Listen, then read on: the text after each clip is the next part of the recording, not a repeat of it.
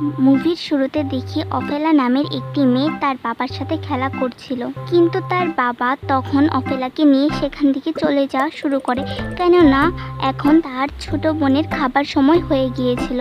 এটা দেখে অফেলার খারাপ লাগে। তার বাবা তাকে দূরে যাওয়ার জন্য মানা করে এবং একটি পোস্টার দেখিয়ে বলে এই ছোট ছেলেটি মিসিং হয়ে গিয়েছে।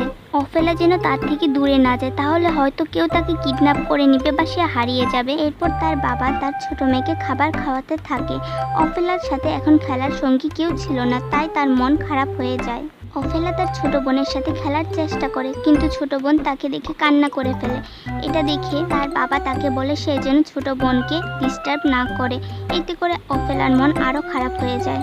এখন আর তার বাবা তাকে আগের মতো সময় দিচ্ছিল না, সে তার ছোট বোনকে নিয়ে ব্যস্ত হয়ে পড়েছিল। তাই অফেলা মনের দুঃখে সেখান থেকে চলে যাওয়া শুরু করে। পরবর্তী পর্ব পেতে কমেন্টে লিখুন পার্ট 2। ধন্যবাদ।